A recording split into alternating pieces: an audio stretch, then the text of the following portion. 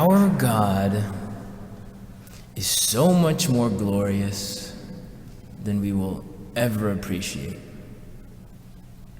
So you all know the classic 5-gallon jug, usually blue, sometimes with a handle, skinny spout, often flipped upside down for these nice, cool water dispensers that, a lot of homes and offices have, often accompanied by a little paper cone, which always falls apart after the first drink. That 5-gallon jug is huge. Typically, in a large office, you have one, maybe two, because that holds a lot of water. Today's gospel is the wedding feast at Cana, the miracle of Jesus transforming water into wine. I'd like to call your attention to how much, the quantity that he made that day. So, the gospel says that there were 6 stone jars for ceremonial washings. So first of all, these are stone jars where people wash their hands. So this is not clean water. These are not pure, vessels. Secondly, it says that each of them held between 20 and 30 gallons. So if we do the math, 20 of those means if they were 20 gallons each, that's 20. You could fill up 24 of those 5-gallon dispensers. If it's 30 gallons each, 36 5-gallon dispensers. Now, I've done some research here, and I have about a 3-foot stride, and walking across the sanctuary is about 12 paces, 13 paces for me, which means that if you had 36 of those 5-gallon dispensers, they would be back to back across this entire arched step, the top step, not the bottom step, the top step. If you put them in a straight line, they wouldn't even fit in this top step. Can you just take a moment to grasp that? That's a lot of wine. 36 5-gallon jugs full of good wine. I mean, we would have a hard time, this congregation, even if this church was full, we have a hard time finishing that amount of wine in a day without, dying. Our God is abundance. He himself has no beginning, no end. That's a concept we can't grasp. And what he is love. Rich, sweet, delightful. One of the Psalms says that God gives bread to strengthen us, and wine to cheer the heart. Now, I've had some wine in my life. It does cheer the heart sometimes. But you think of that wine as the goodness of God, for one. So, Gospel's telling us his goodness is extremely overabundant. We can't grasp just how good our God is. Why is that good news in general?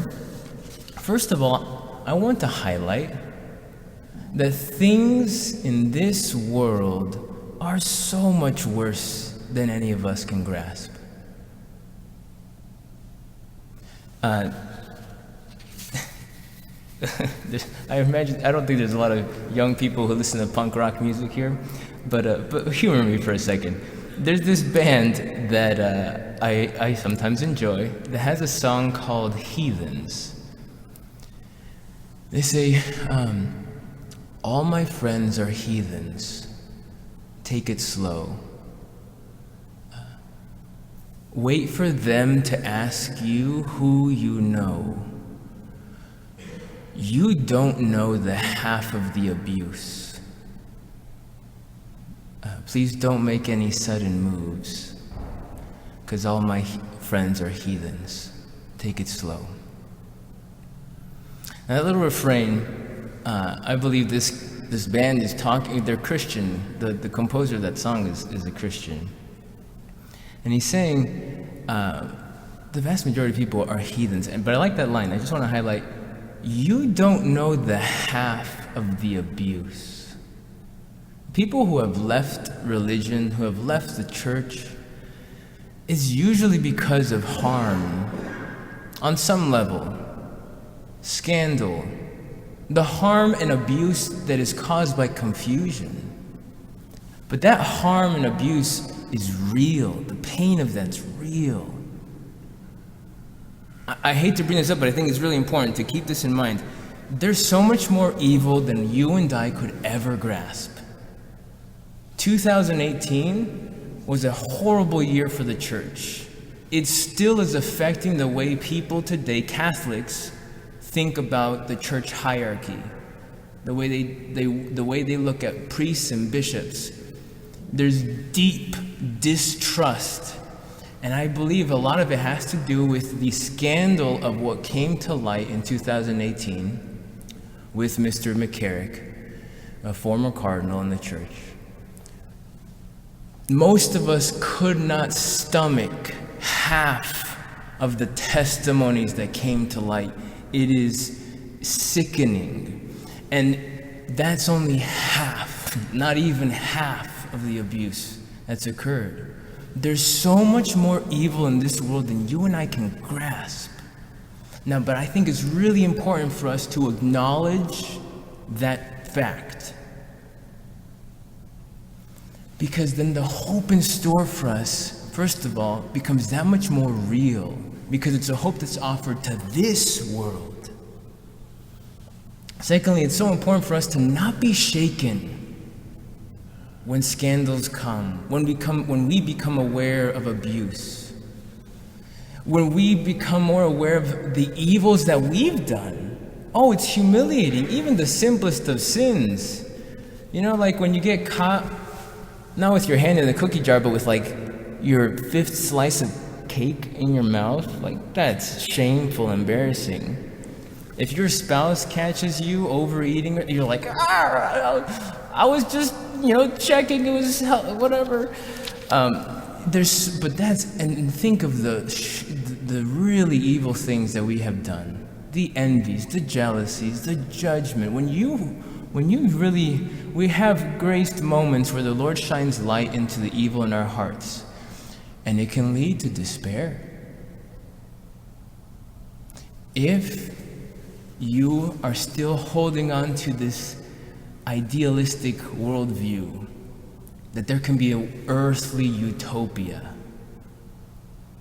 the only utopia is heaven, and that's not of this world.